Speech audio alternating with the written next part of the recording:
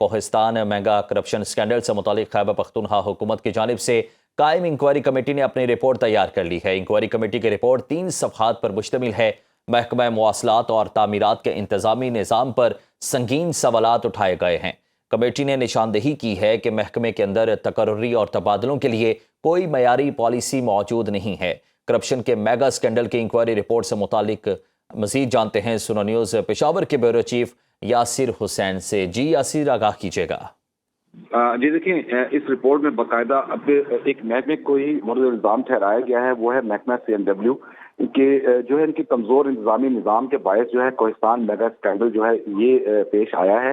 محکمے کے اندر جو ہے تقرری اور تبادلوں کی کوئی معیاری پالیسی جو تھی وہ موجود نہیں تھی، اور محکمے میں بڑے پیمانے پر اضافی چارج دینے اور ٹرم گیپ ارینجمنٹ کا انکشاف بھی کیا گیا ہے۔ اسی طرح محکمے میں اکثر اوقات جو ہے سینئرز کی جگہ جونیئر افسران جو ہے وہ تعینات کیے جاتے رہے ہیں وقت کے ساتھ ساتھ۔ اسی طرح رپورٹ میں یہ بھی کہا گیا ہے کہ غیر منظور شدہ جو چیک بکس تھی وہ جاری کی گئی ہیں، ان کا ریکارڈ محکمے کے پاس سرے سے موجود ہی نہیں، اور ساتھ میں ڈپارٹمنٹل جو انکوائری کے بغیر ٹھیکیداروں کو جو ادائیگیاں وہ کروڑوں روپے میں کی گئی ہیں، اربوں روپے میں کی گئی ہیں، اس کا بھی انکشاف کیا گیا ہے۔ اسی طرح ایکسل کوہستان گزشتہ 5 سال کی آڈٹ رپورٹ بھی کمیٹی کو جمع نہ کرا سکے، اور کچھ چیکس کی جو فورینسک جانچ تھی وہ بھی لاہور لیب کے لیے بھجوائے گئے ہیں، ابھی اس کی رپورٹ بھی باقی ہے۔ رپورٹ میں انکشافات کیے گئے ہیں، اور یہ میں واضح کرتا چلوں کہ جو کوہستان میگا اسکینڈل ہے یہ 2019 سے 2024 کے درمیان اس میں کرپشن سامنے آئی ہے، اور لاسٹ ایئر جو موجودہ CM ہے وہ اسی محکمے کے وزیر بھی تھے، CNW کے۔ تاہم اب دیکھنا یہ ہے کہ رپورٹ تیار کر لی گئی ہے، تحقیقات مکمل کر لی گئی ہے، اور اس کے بعد جو ہے جو کیسز ہائی کورٹ میں چل رہے ہیں ان کا پلی بارگین کے حوالے سے ان کے حوالے سے کیا فیصلے سامنے آنے ہیں، اور کہا جاتا ہے کہ آج یہ رپورٹ جو ہے وزیر اعلیٰ خیبر پختونخوا سہیل آفریدی کو بھی پیش کی جائے گی۔ جی بہت شکریہ آپ کا یاسر حسین۔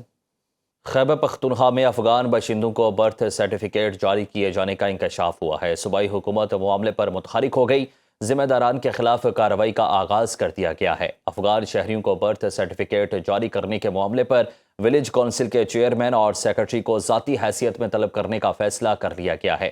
اسی بارے میں مزید جانتے ہیں سنو نیوز کے نمائندے شاہد خان سے۔ جی شاہد، بتائیے گا اس حوالے سے۔ جی بالکل، محکمہ بلدیات کے جو لوکل گورنمنٹ کمیشن ہے ایک تو اس کو فعال کر دیا گیا ہے، اور اس کا 41واں اجلاس ہوا ہے، اور اس اجلاس کے دوران یہ اس بات کا انکشاف ہوا ہے کہ خیبر پختونخوا کے مختلف ولیج کونسل جو ہے ان میں افغان باشندوں کو برتھ سرٹیفکیٹ ان کے بچوں کو جو ہے وہ جاری کیے گئے ہیں، جس پر اجلاس میں یہ فیصلہ کیا گیا ہے کہ ایک تو جو ولیج کونسل کے چیئرمین ہیں اور ایک سیکرٹری ہے، تو ان کو ذاتی حیثیت میں طلب کیا جائے گا، اور ان سے پوچھ گچھ کی جائے گی کہ کس حیثیت میں ان کو برتھ سرٹیفکیٹ جاری کیے گئے ہیں۔